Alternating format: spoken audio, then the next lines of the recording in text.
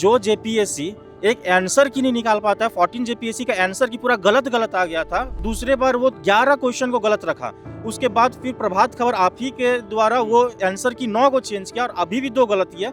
जो आंसर नहीं बना पाता है वो चला गया था ऑनलाइन मार्किंग सिस्टम के ऊपर। 11 to 13 जेपीएससी एक ऐसा जेपीएससी है जो मैं बताना चाहूँगा कि आज तक का जो जितना करप्शन का लेवल है ना, वो भी झारखंड में वो पार कर चुका है। इसने एसओपी को वॉयलेट कर दिया पूरा।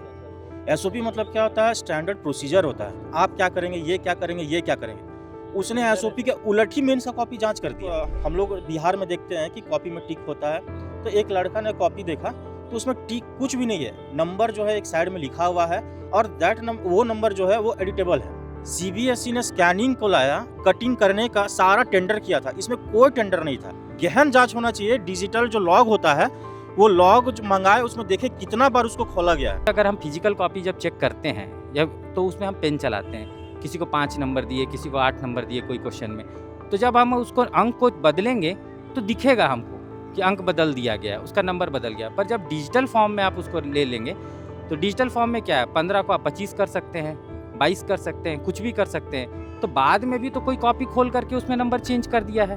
तो ये जब कॉल आना चालू हो गया था तो उस समय जो मुख्यमंत्री साहब थे हेमंत सोरेन साहब, वो बोले भी कि ट्वीट भी किए थे कि इसको जांच कराई जाए। तो कुछ अभ्यर्थी इसमें एफआईआर भी दर्ज कराए, पर चूंकि कोई जांच नहीं हुई। एक केस और हुआ था ऑनरेबल जस्टिस दीपक रोशन साहब के बेंच में, उसमें ही बोला गया था कि कॉपी दिखाया जाए, कॉपी नहीं दिखाया गया। तो क्यों डर रहे हैं कॉपी दिखाने? कॉपी इनके पास फिजिकल कॉपी तो पहले तो बात है कि लोग फाड़ फूड़ के फेंक दिए हैं, है ही नहीं, एविडेंसेस मिटाना चाहते हैं। एफआरओ एग्ज़ाम में तो इन्होंने कुछ अलग ही रोल में आ गए। एफआरओ एग्ज़ाम में इन्होंने क्या किया कि पहले जो कॉपी हमारी रहती थी लेफ्ट साइड में थ्रेडिंग रहती थी, सिलाई किया हुआ रहता। अगर कोई फाड़ेगा तो वो पता चल जाएगा, फिर से वो थ्रेड नहीं कर सकता है। एफआरओ एग्ज़ाम में इन्होंने क्या पिनअप वाला कॉपी लाया, ऊपर का पेज वही रखते थे, अंदर में कहीं और से लिखवा करके ला करके पेज उसमें घुसा देते। आज जो आप जो OMR सीट जो वायरल देख रहे हैं किसी कैंडिडेट का, तो आप वायरल क्यों देख रहे हैं? उसका सिंपल यही रीज़न है कि उसने 2-3 दलाल को काम दिया होगा और किसी एक दलाल से काम नहीं हुआ होगा तो दूसरा दलाल वायरल कर दिया इस OMR सीट को। संख्या देखेंगे कैंडिडेट्स की तो ऑलमोस्ट जो है 7000 है। 7000 मल्टीप्लाई बाय जो है 6 यदि किया जाए तो ऑलमोस्ट 42,000 हो जाते हैं, है ना। तो आप समझ लीजिए कि और 42,000 ये मान लीजिए कुछ एब्सेंट्स भी रहे होंगे, है ना। मतलब 32,000 33,000 कॉपियाँ हैं, तो उसको मल्टीप्लाई बाय यदि हम लोग ऑन एन एवरेज 48 पेजेज जो रहती हैं उसके एवरेज मल्टीप्लाई किया गया तो लगभग 15 लाख 16 लाख पेजेज स्कैन करना, मतलब ये ह्यूमन पॉसिबल ही नहीं है। 15 लाख 16 लाख पेजेज एक महीने के भीतर उसको स्कैन कर देना और उसके रिजल्ट को चेक भी करवा देना, कंपाइल भी कर देना और पब्लिश भी कर देना, it is impossible for human with in 1 month.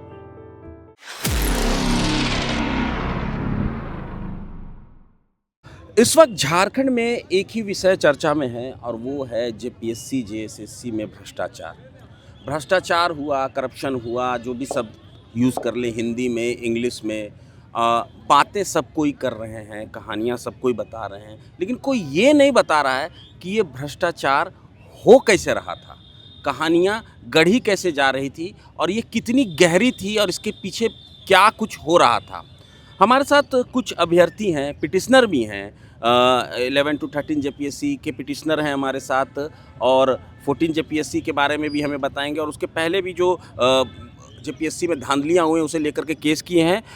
वैसे अभ्यर्थी भी हमारे साथ हैं जो कि अपना परिचय नहीं देना चाहते हैं। इनमें से कुछ लोग ऐसे हैं कि वो चाहते हैं कि कोर्ट के सामने उनका परिचय, वो थोड़ा सा गुमनाम रहना चाहते हैं, अपना परिचय वो देना नहीं चाहते हैं। लेकिन कुछ लोग हैं जो सामने आ करके भी बात करना चाहते हैं, तो हम उनसे बात करेंगे और जानेंगे कि ये जो भ्रष्टाचार की कहानी है इसके सिरे कैसे हैं और किस किस तरीके से ये कहानियाँ गढ़ी गई हैं। तो क्या नाम हो आपका?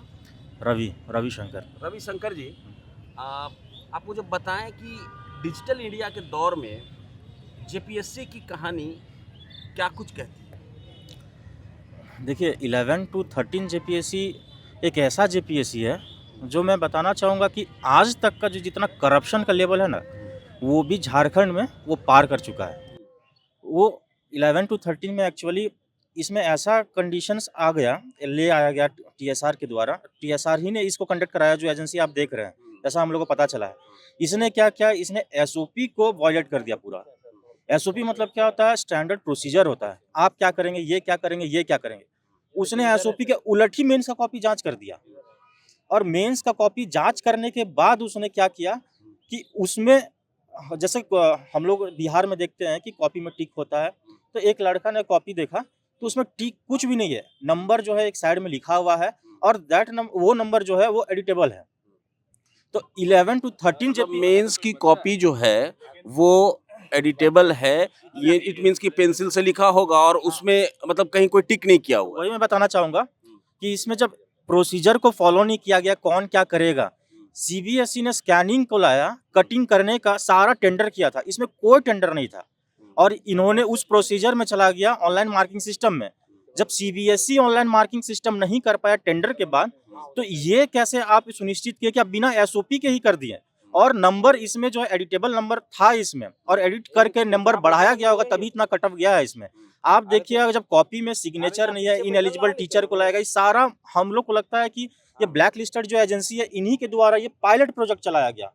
ये पायलट प्रोजेक्ट जब यहाँ सक्सेस हुआ, उसके बाद आप देखिए दर बदर वो बढ़ते रहा। एफएसओ देखिए आप, सॉरी एफआरओ देखिए, एसीएफ को देखिए, फिर 14 जेपीएससी भी यही सिस्टम से जा रहा था। ऑनलाइन मार्किंग सिस्टम जो है वो एसओपी के खिलाफ है, और वो सिस्टम बिना एसओपी का जब कुछ भी आता है कि आप क्या करिएगा, वो क्या करिएगा, जहाँ किसी का अकाउंटेबिलिटी है ही नहीं, यहाँ कहीं ट्रांसपेरेंसी है ही नहीं, तो हम कैसे इस। और एक मजे की बात है कि अगर ये जेपीएससी में सुनने पहले आ रहा था कि लड़का लोग को कॉल आ रहा है, तो लड़का लोग का जो कॉल आ रहा था और आज के न्यूज़पेपर में जो आया हुआ है, दोनों मेल खा रहा है। उस टाइम जो लड़का का कॉल आ रहा था वो मेरिट से आ रहा होगा, और उस पे धनबाद में जो एफआईआर हुआ था उसका आज तक कोई अता पता है नहीं। तो हम जो जेपीएससी एक आंसर की नहीं निकाल पाता है, 14 जेपीएससी का आंसर की पूरा गलत आ गया था पेपर, जीएस पेपर 1 का।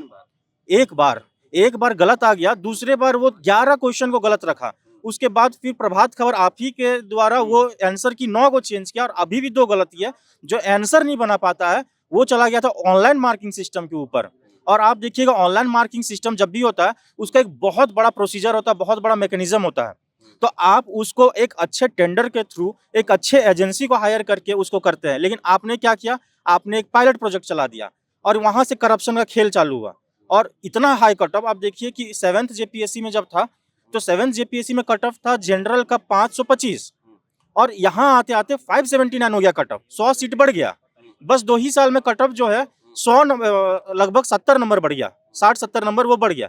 तो हम यही कहना चाहेंगे कि सरकार को इसमें गहन जांच होना चाहिए। डिजिटल जो लॉग होता है वो लॉग जो मंगाए उसमें देखे कितना बार उसको खोला गया है, और वो लॉग को और गाइडलाइंस उसको देखे कि जैसे हम लोग के काउंटर में श्वेता कुमारी गुप्ता जो है वही काउंटर दी है, जबकि वो सेक्रेटरी को देना था, संदीप कुमार को। लेकिन वहां पे जो संदीप कुमार अभी लातेहार का डीसी बन चुके हैं, लेकिन वो श्वेता कुमारी गुप्ता ही दी है। और उसमें वो क्या लिखी है कि नहीं, हम एक कॉन्स्टिट्यूशनल बॉडी है तो हम अपने मन चाहे कुछ भी कर सकते हैं। ये और उस दिन चेयरमैन का स्टेटमेंट है कि नहीं, एसओपी में मेंबर का कहीं सिग्नेचर का जिक्र नहीं है, रूल ऑफ प्रोसीजर 2002 जेपीएससी में। तो हम लोग जो है रूल के अगेंस्ट नहीं, और रूल कहता है तो रूल के हिसाब से कर सकते हैं। मतलब आप एक जगह रूल बताते हैं, एक जगह रूल को उड़ा देते हैं, कहीं भी आप रूल से हट के नहीं कर सकते हैं। रूल हटा, अकाउंटेबिलिटी हटा, ये रूल ऑफ लॉ, मतलब डेमोक्रेसी मतलब ही रूल होता है, रूल ऑफ लॉ। आप उस स्टैंडर्ड प्रोसीजर से नहीं हट सकते, जब भी आप उससे हटिएगा करप्शन होगा ही होगा। देखिए जैसे कि आप बहुत सारी बातें आपने कही, एक आसान भाषा में एक चीज़ समझना चाहता हूँ आपसे कि एक पीटी का ओएमआर का खेल हम लोग यहाँ पर देख रहे हैं कि जो एक एजेंसी है वो कर रही है, वो पता चला अभी सबके सामने आई बातें, जो अभय कुमार तिवारी है वो उसके मास्टरमाइंड निकले और पकड़े गए, और उसके अलावा उसके और भी कई लोग होंगे। पीटी पास करने वाला जो शख्स है वो मेंस में एक फिजिकली कॉपी जांचने की एक प्रक्रिया होती है।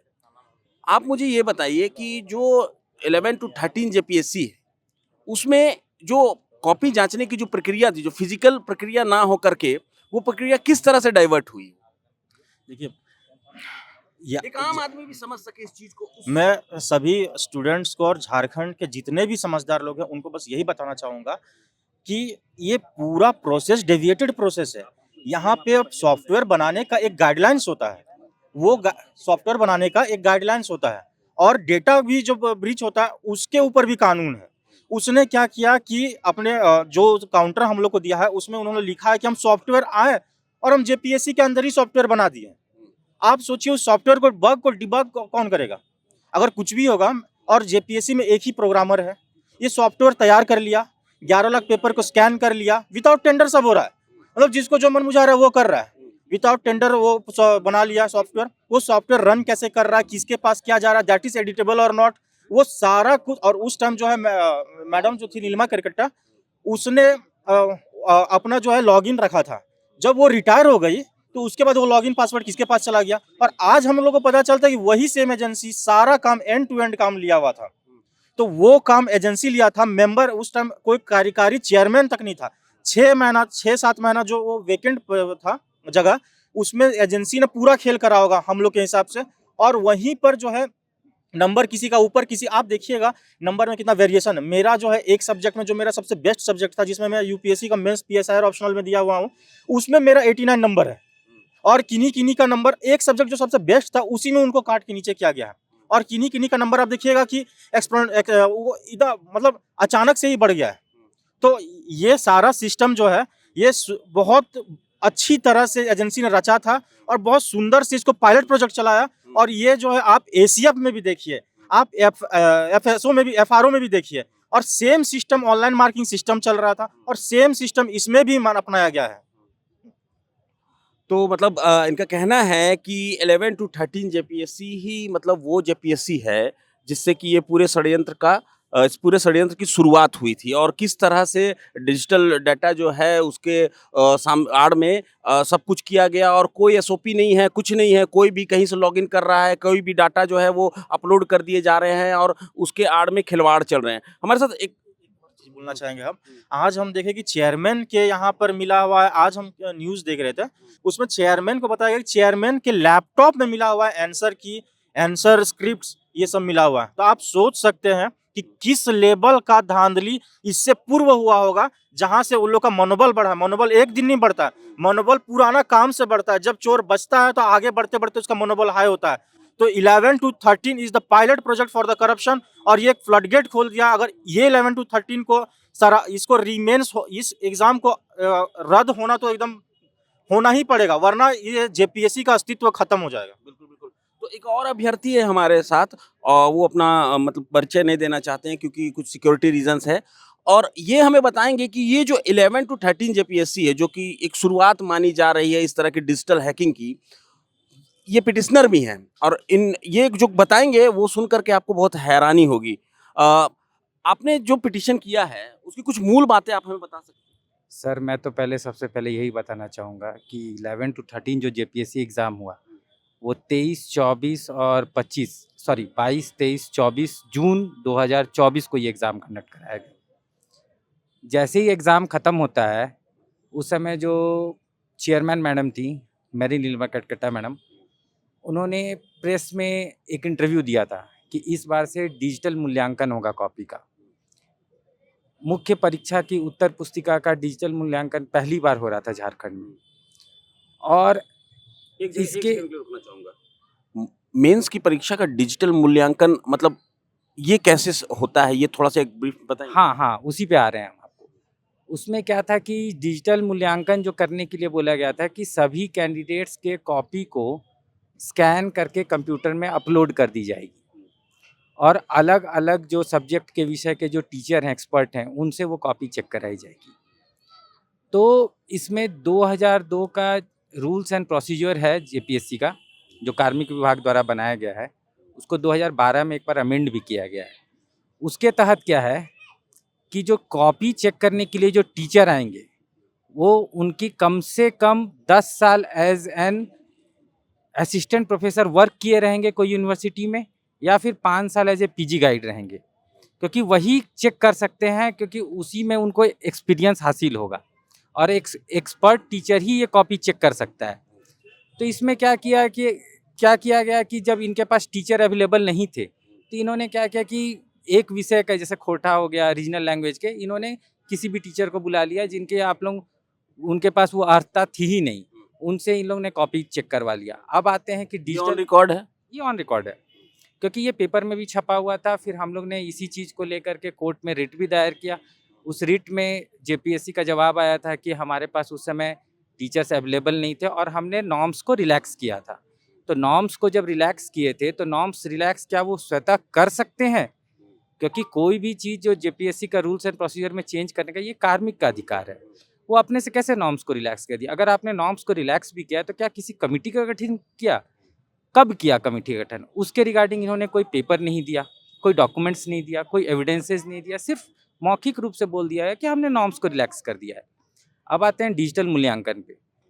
जब जेपीएससी में सेंट्रलाइज्ड चेकिंग की बात रहती है कि टीचर भी वहीं आएंगे कॉपी चेक करने के लिए और कॉपी भी वहीं रहेगी चेक करने के लिए, तो सारा चीज़ जब वहाँ है तो फिजिकल कॉपी आप चेक करा लीजिए। रूल्स एंड प्रोसीजर ये बोलता है कि जो कॉपी रहती है अभ्यर्थी की, उसको पहले डेप्यूटी कलेक्टर के नीचे रैंक के जो अधिकारी हैं वो नहीं रह सकते हैं। उससे ऊपर रैंक के अधिकारी हैं, वो उसमें कोडिंग करेंगे पहले। तो पहले तो कोडिंग होगी इस कॉपी की, जिसमें मास्किंग कहते हैं जिसको, कि जिसमें अभ्यर्थी का नाम, रोल नंबर ये सब छुपा दिया जाता है और एक सीक्रेट कोड दे दिया जाता है। उसके बाद 300 के बंडल में वो हेड एग्जामिनर को दे दिया जाता है और हेड एग्जामिनर क्या करते हैं कि वो फिर बाकी जो एग्जामिनर रहते हैं उनको देते हैं चेक करने के लिए वो।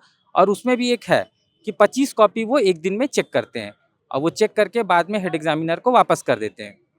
पर इस बार क्या किया गया कि चूंकि 5500 अभ्यर्थी अपीयर किए थे एग्जाम में, एक अभ्यर्थी 6 पेपर लिखा है, तो टोटल आपका कॉपी ही हो गया करीब करीब आप जोड़ लीजिए 30,000 कॉपी, 35,000 कॉपी। तो 35,000 कॉपी को इन्होंने स्कैन कर दिया। 35,000 कॉपी स्कैन की इन्होंने। 35,000 कॉपी और हर एक कॉपी में 40 पेज। इसको इन्होंने पहले स्कैन कर दिया। तो स्कैन कैसे कर दिया? आपके पास तो मैन पावर ही नहीं है ना। 2016-17 में आपका लास्ट एनुअल रिपोर्ट बोलता है कि आपके पास टोटल 10 कंप्यूटर ऑपरेटर हैं। अभी तो ये तो एनुअल रिपोर्ट गवर्नर साहब को देते भी नहीं है, पता नहीं क्यों नहीं देते हैं और कोई मांगता भी नहीं है। पब्लिक डोमेन में रहता नहीं है, इनका रूल्स एंड प्रोसीजर नहीं रहता है, किसका क्या कार्य है कुछ नहीं रहता है। तो इन्होंने सारे कॉपी को स्कैन कैसे कर लिया और किसके द्वारा करवा लिया? क्या आपके पास स्कैनिंग का उतना मशीनरी थी?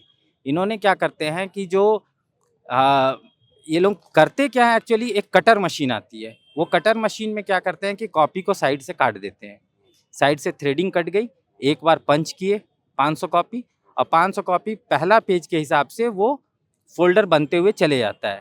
तो उसमें हर एक पेज स्कैन हुआ है कि नहीं हुआ है इसकी गारंटी कैसे आएगी? और ये आप ही का कॉपी है ये कैसे पता चलेगा? उसके बाद ये कॉपी चेक करके उसमें भी डिजिटल मार्किंग होता है।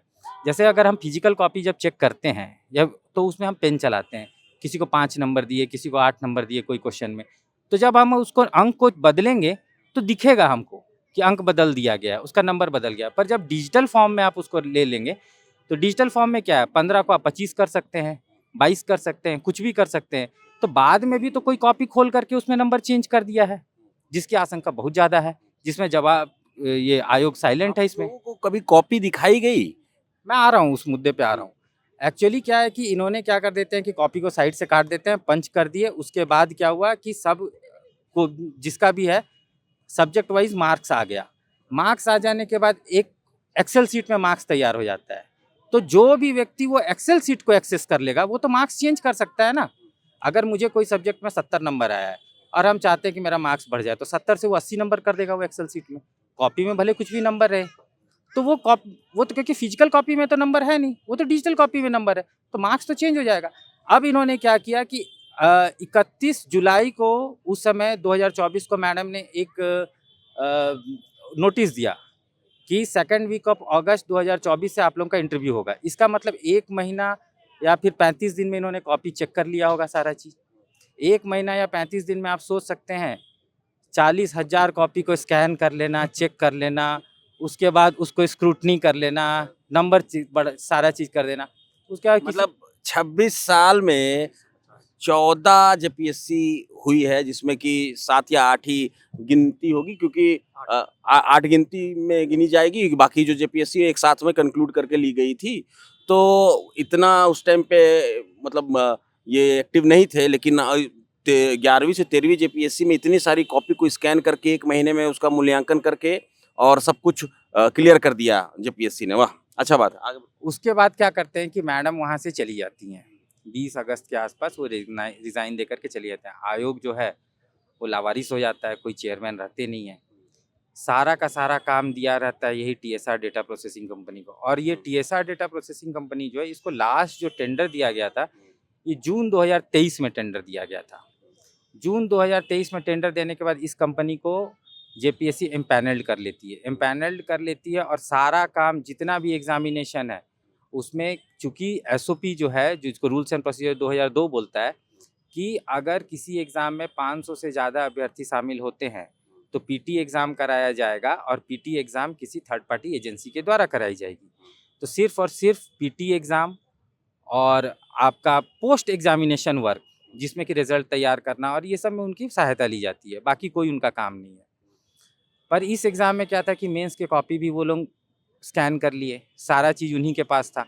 अब क्या था कि इनका आते हैं कि अब जैसे कि जो भी कॉपी जो चेक हुआ, सारा मार्क्स गया, तो इनका एक सेंट्रल सर्वर रहता है और मैडम के निगरानी में था वो चीज़ कि किसको कितना मार्क्स मिल रहा है, क्या मिल रहा है। जब मैडम चली गई वहाँ से, तो इन्होंने क्या किया, ये कंपनी वाले ने क्या किया कि जो सॉफ्टवेयर था, और हम लोग को ये भी बताया गया था कि जिस सॉफ्टवेयर के द्वारा ये कॉपी चेक करवाए हैं, एक सॉफ्टवेयर था, सॉफ्टवेयर के द्वारा, तो ये बोले थे कि हम लोग वो सॉफ्टवेयर इन हाउस डेवलप किए हैं।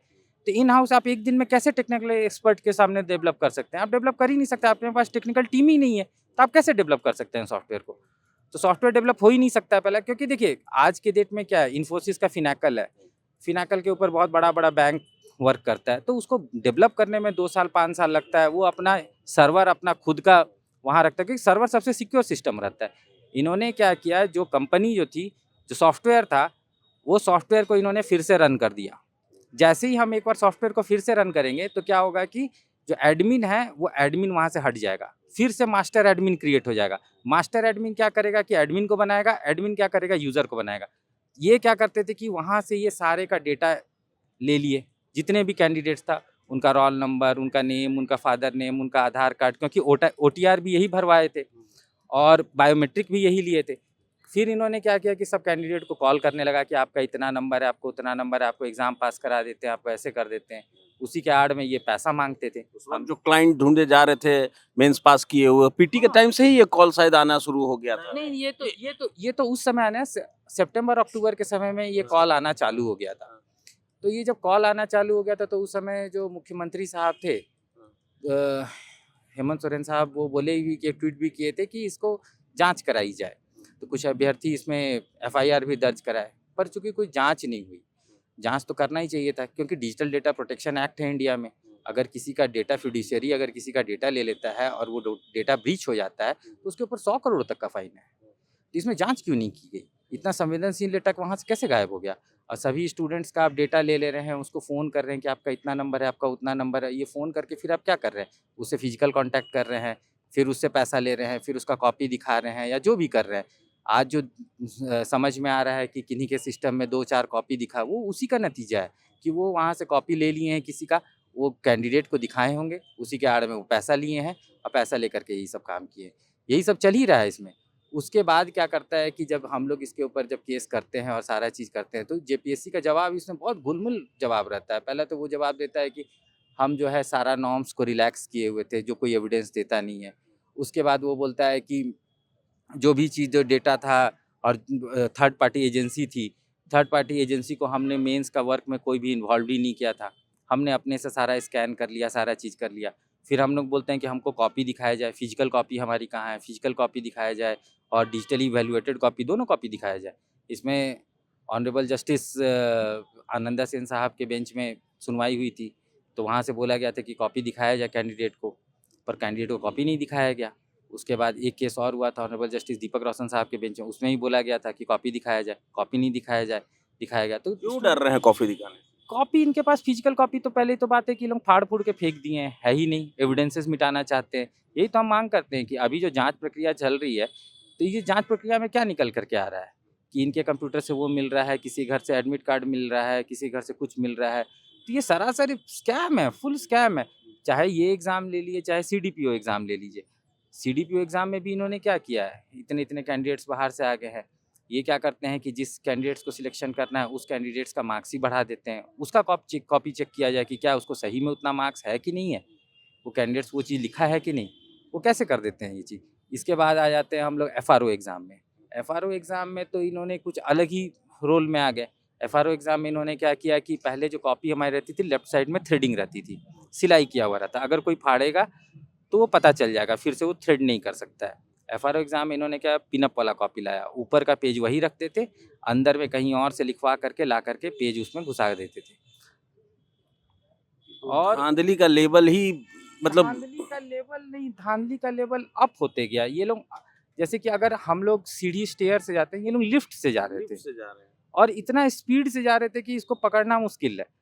आप ये सोच लीजिए कि प्रारंभिक परीक्षा के बाद बहुत कम दिन में मुख्य परीक्षा एग्ज़ाम करा दी जा रही थी, क्योंकि प्रारंभिक परीक्षा में जो धांधली है उसके लिए कोर्ट लड़के ना जा पाए।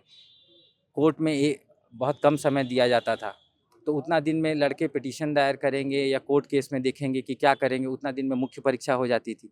एक बार मुख्य परीक्षा हो जाने के बाद फिर वो चीज़ रिवर्स नहीं हो पाता था। पर इस बार तो कुछ और ही हो गया। आज जो आप जो ओएमआर शीट जो वायरल देख रहे हैं किसी कैंडिडेट का, तो आप वायरल क्यों देख रहे हैं? उसका सिंपल यही रीज़न है कि उसने 2-3 दलाल को काम दिया होगा और किसी एक दलाल से काम नहीं हुआ होगा, तो दूसरा दलाल वायरल कर दिया इस ओएमआर शीट को। यही सिंपल चीज़ है।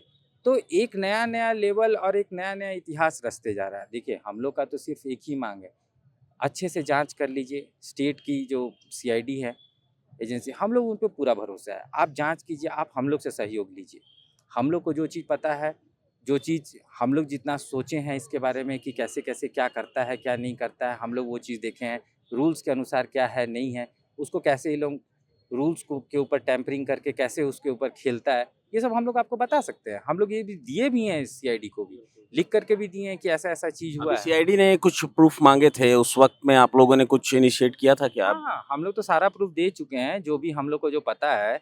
और ख़ासकर एक्चुअली इसमें हम ज़्यादा नहीं बोलना चाहेंगे क्योंकि ये मामला माननीय उच्च न्यायालय में लंबित है, तो इसके बारे में तो हम उतना नहीं बता पाएँगे अभी आपको। पर जो भी हमसे प्रूफ़ माँगा जाएगा और जो भी ये है, हम लोग पूरा सहयोग करने के लिए तैयार हैं। तो देखिए ये अभ्यर्थी भी हैं, पिटिशनर भी हैं और ये बता रहे हैं कि करप्शन का जो लेवल है, वो सीढ़ी नहीं लिफ्ट से ऊपर आया है। मतलब हर एग्ज़ाम में एक पायदान नहीं मतलब कई माले ऊपर चल गया है। एक और अभ्यर्थी हैं, आप भी कुछ बताना चाह रहे हैं इस मैटर में, है ना? मुझे भी कॉल आई हुई थी। आपको कॉल आई थी, हाँ, वही 11 to 13 जेपीएससी। राइट, हाँ। और मैंने सीडीपीओ का भी मेंस लिखा था और जेपीएससी 11 टू 13 में भी मेंस लिखा था। और मुझे लग रहा था कि मैं बहुत ही अच्छा इसमें जो है आंसर्स लिख कर आया हूँ और मेरी क्वालिफाई हो जाऊँगा।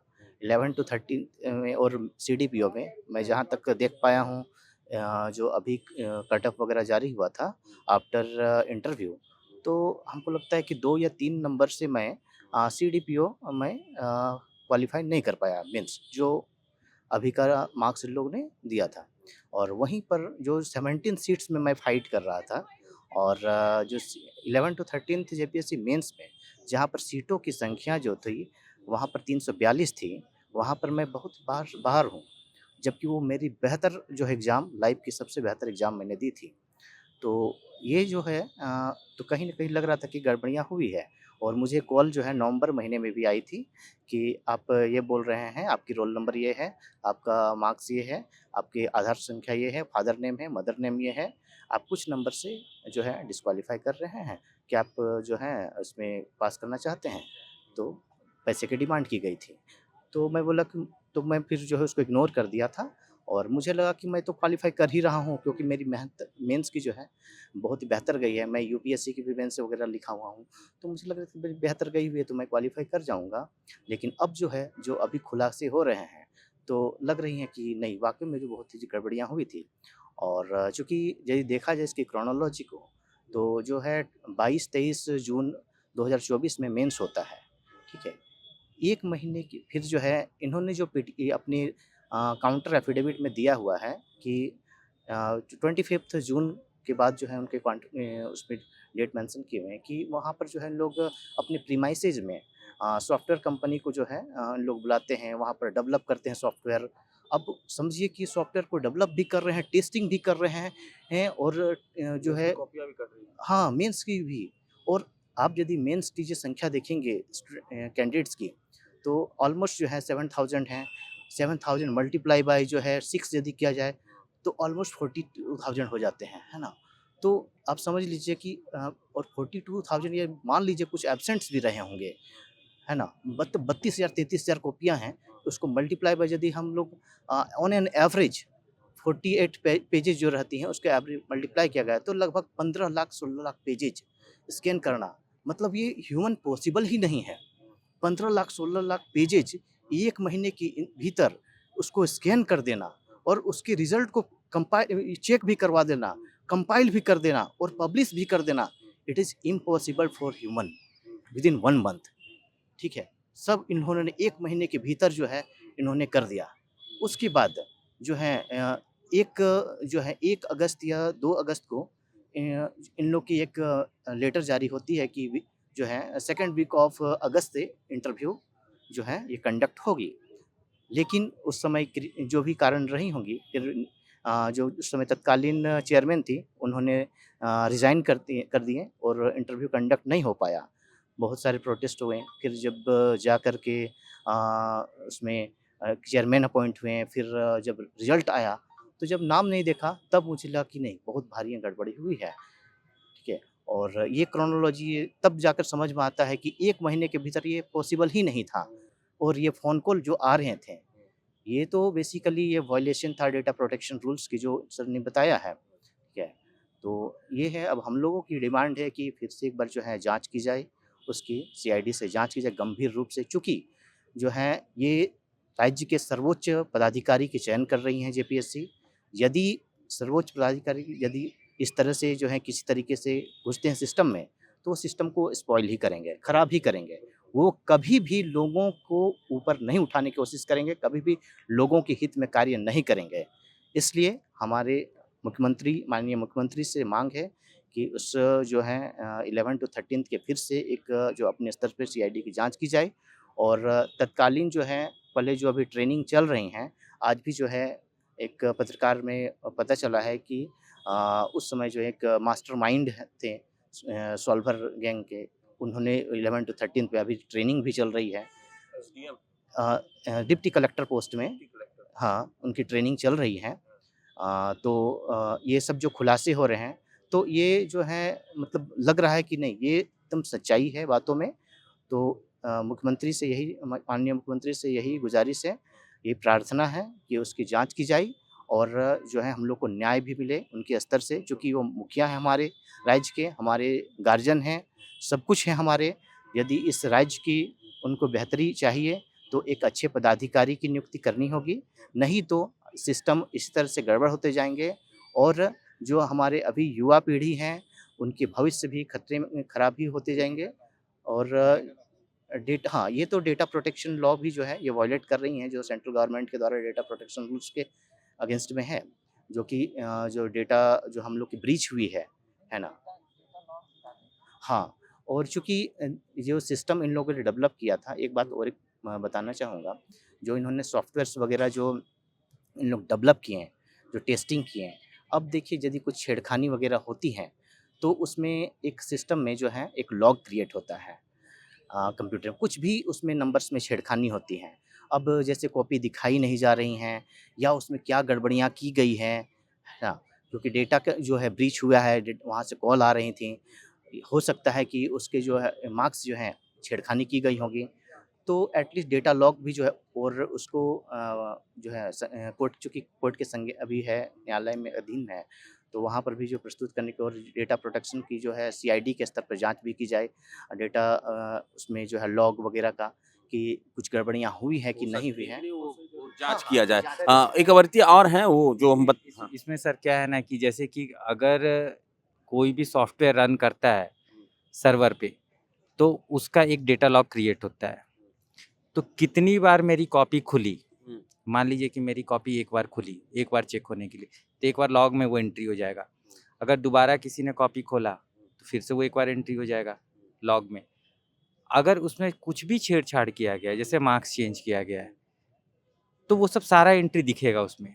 तो बिना सर्वर लॉग निकाले, बिना सर्वर लॉग जाँचे, इस चीज़ की पुष्टि नहीं हो सकती है कि ये कितना अंदर तक डीपली पेनिट्रेटेड है और कितने अभ्यर्थियों का नंबर चेंज किया गया है कि क्या किया गया है, क्योंकि 7 महीना 8 महीना चेयरमैन की नियुक्ति नहीं हो पाई थी 6-7 महीना तक। तो वो 6-7 महीना में इस एजेंसी ने क्या-क्या खेल रचा है, किस-किस को इसने नंबर बढ़ाया है, क्या किया है, ये सब जानने के लिए। और क्या करते हैं सर ये लोग कि जैसे ही आप जैसे जानते हैं कि अगर आपके पास अभी एंड्रॉयड मोबाइल है, तो एंड्रॉयड मान लिए 2.0 ऑपरेटिंग सिस्टम है। जैसे ही आप अगर उसका सोर्स कोड में कुछ भी चेंज करेंगे, तो एक नया वर्ज़न क्रिएट हो जाता है, जैसे एंड्रॉयड 2.1 क्रिएट हो जाता है। तो ये लोग करते क्या है सर कि जैसे कि जो ऑन स्क्रीन मार्किंग सिस्टम जो सॉफ्टवेयर था, जब उसका सोर्स कोड में ये लोग चेंज कर देते हैं, जैसे कि उसका सोर्स कोड में चेंज कर दिए कि अब डेटा लॉग ये क्रिएट ही नहीं करेगा, लॉग ही नहीं क्रिएट करेगा, तो एक नया उसका वर्ज़न क्रिएट हो जाएगा और वो सोर्स कोड को फिर ये रन कर देते हैं। और जैसे ही वो सोर्स कोड को रन करेंगे, मास्टर एडमिन क्रिएट हो जाएगा और मास्टर एडमिन क्या करेगा कि वो एडमिन क्रिएट करेगा। बाकी जितने यूज़र और जो भी हैं वो सारे डेटा वो सर्वर का वो उठा करके वो देख सकता है। तो बिना इसमें सर्वर की जांच की हुई, सर्वर को जांच करने के लिए भी सेंट्रल गवर्नमेंट की है, कंप्यूटर इमरजेंसी रिस्पांस टीम है, सर्टिन है, आप एनआईसी से भी कांटेक्ट कर सकते हैं। सीआईडी अपने खुद सक्षम है इसको करने के लिए, फॉरेंसिक जांच करवा सकते हैं। पर ये जांच करवाइए सर, क्योंकि जांच करवाने पे ही ये पता चलेगा कि ये कितना ज़्यादा चोरी किए हैं और कितना डीपली पेनिट्रेटेड है इन लोगों का सारा चीज़। तो इस तो चीज़ पे काफ़ी लंबा हो जा रहा है, और लेकिन आपने डिटेल में आप तीनों ने जो बातें बताई हैं, वो बिल्कुल मतलब एक ऐसी बात है कि उसको सुन कर के ऐसा लग रहा है कि अगर इसकी जाँच नहीं हुई ना, तो ये किसी के गला घोटने के बराबर होगा। ये उन छात्रों के साथ मतलब इस तरह का अन्याय है कि वो अपनी उम्र खोते जा रहे हैं, उम्मीद खोते जा रहे हैं, और हर एक चीज़ जो है उनके हाथों से यूँ निकलते जा रही है। 1 नंबर, 2 नंबर से सिलेक्शन उनका नहीं हो रहा है, क्योंकि कहीं एक बहुत बड़ा खेल चल रहा है, और वो खेल जो है वो युवाओं की ज़िंदगी को तबाह कर रहा है, बर्बाद कर रहा है। युवा 20-21 साल में ग्रेजुएट होते हैं, 23-24 साल की उम्र से वो प्रतियोगी परीक्षाओं में देना शुरू करते हैं प्रतियोगी परीक्षाएँ, और देते-देते उम्र बीत जाती है, 40 साल, 42 साल हो जाते हैं, और कभी 1 नंबर, कभी 2 नंबर से पीछे रह जाते हैं। इसी उम्मीद में अगली एग्ज़ाम देते हैं कि मैं इस 2 नंबर की जो खाई है, मैं इसको पार कर जाऊँगा, 1 नंबर की खाई को मैं पार कर जाऊँगा। मगर अफ़सोस कि जब वो 40 साल के हो जाते हैं, जब वो 35 साल के हो जाते हैं, तो उन्हें पता चलता है कि खाई 1 या 2 नंबर की नहीं थी, मगरमच्छ थे। उस सिस्टम में बैठे हुए थे, जो जिनसे इनको उम्मीद थी, जिन पे इन्होंने भरोसा किया था, और उस मगरमच्छ ने इनके पूरे करियर को तबाह कर दिया, ख़त्म कर दिया। लाखों बच्चों के भविष्य के साथ खिलवाड़ कर दिया, ख़त्म कर दिया, और बड़े शालीनता से ये राज्य के मुख्यमंत्री हेमंत सोरेन से अपील कर रहे हैं कि आप एक बार इस मामले को फिर से देखिए और इसकी जाँच करवाइए। जाँच करवाइएगा तो ज़रूर कुछ ना कुछ आपको मिलेगा, और मुझे उम्मीद है कि मुखिया इतने संवेदनशील हैं कि वो जो युवा जो हैं यहाँ आज जयपाल सिंह स्टेडियम में जुटे हैं, इनकी बातें वो सुन रहे होंगे, समझ रहे होंगे, और सही वक़्त का इंतज़ार वो करेंगे, और आने वाले वक़्त में कुछ एक ठोस नतीजा झारखंड के छात्रों को देखने को मिलेगा सरकार की तरफ से कि कुछ अच्छा हुआ है उनके साथ। नाउम्मीदी में जीने से अच्छा है कि उम्मीद बरकरार रखना। जैसे कि लाइट चली गई है, मोबाइल की लाइट से हम लोग शूट कर रहे हैं, ऐसा नहीं किया कि हमने कैमरा बंद कर दिया, हमने जारी रखा। तो इसी तरह अपनी लड़ाई जारी रखिए। मुझे उम्मीद है कि सरकार संवेदनशील है और वो आपकी बात सुन रही है, और ज़रूर ये वाली जो हम एपिसोड कर रहे हैं, इसको देखने के बाद भी कुछ असर होगा। लोगों के बीच में भी ये बातें पता चलेगी कितना डीप घुसा हुआ है सिस्टम। डिजिटल इंडिया के नाम पर झारखंड में जेपीएससी क्या कर रहा है, जब डिजिटलाइज हो रहा है जेपीएससी, तो वो क्या कर रहा है, ये जब आप जानेंगे, जब इस एपिसोड को आपने जब पूरा देख चुके होंगे, तो आप हैरत कर रहे होंगे। मुझे इतना यकीन है, और मुझे ये भी यकीन है कि एक संवेदनशील सरकार जो है वो छात्रों के हित में ज़रूर काम करेगी। उम्मीद करता हूँ कि बहुत जल्द ही कुछ सकारात्मक न्यूज़ जो है वो छात्रों को सुनाई दे। इसी उम्मीद के साथ फ़िलहाल इतना ही। मैं अभिषेक आनंद, और मेरे साथ कुणाल, और मेरे तमाम जो अभ्यर्थी दोस्त हैं, इनका बहुत-बहुत धन्यवाद। जोहार। प्रभातखबर.com, विश्वास वही, रफ्तार नहीं।